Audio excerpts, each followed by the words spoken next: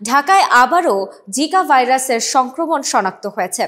গত ৩ মাসে শহরের ধানমন্ডি, শ্যামলী ও বনানী অঞ্চলে ৮ জন জিকা সংক্রান্ত রোগী পাওয়া গেছে।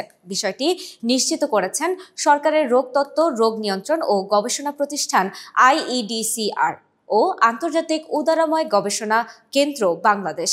বিশেষজ্ঞরা এই বিষয়টিকে একটি গুরুতর সতর্ক সংকেত হিসেবে দেখছেন এবং চিকিৎসা ও প্রতিরোধের জন্য নতুন পদক্ষেপ গ্রহণের আহ্বান জানিয়েছেন। 2014 সালে দেশে প্রথমবার জিকা ভাইরাস শনাক্ত হয়। চট্টগ্রামে এক ব্যক্তির শরীরে এই ভাইরাসের উপস্থিতি পাওয়া যায়। এরপর 2017 সালে IEDCR একটি বৈজ্ঞানিক প্রবন্ধের মাধ্যমে বিস্তারিত তথ্য প্রকাশ করে। 2023 সালে 5 জনের শরীরে জিকা শনাক্ত হয়, কিন্তু সে সময় স্বাস্থ্য অধিদপ্তর এ বিষয়ে কোনো সতর্কতামূলক পদক্ষেপ নেয়নি এমন অভিযোগ ওঠে। এই ভাইরাস সাধারণত এডিস মশার মাধ্যমে ছড়ায় এবং বিশেষভাবে গর্ভবতী নারী এবং বয়স্কদের জন্য এটি মারাত্মক হতে পারে। IEDCR জানায়, জিকা ভাইরাসে সংক্রান্ত 80% ব্যক্তির মধ্যে কোনো লক্ষণ দেখা যায় না, তবে বাকি 20% শরীরে কিছু উপসর্গ যেমন ত্বকে র্যাশ, মাথা ব্যথা, চোখ লাল হওয়া, মাংসপেশি ও গিটে ব্যথা দেখা দেয়। সাধারণত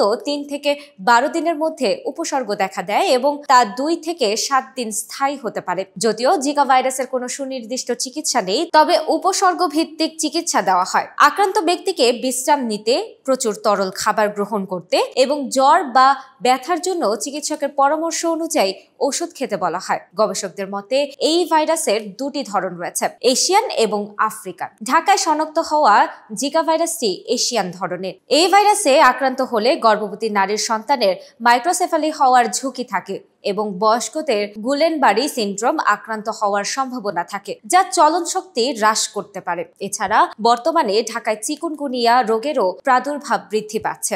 IEDCR জানিয়েছে, কয়েকজন চিকুনগুনিয়া রোগী শনাক্ত হয়েছে এবং ICDDRBর পরীক্ষাগারে 27 জন চিকুনগুনিয়া আক্রান্ত রোগীর নমুনা পাওয়া গেছে।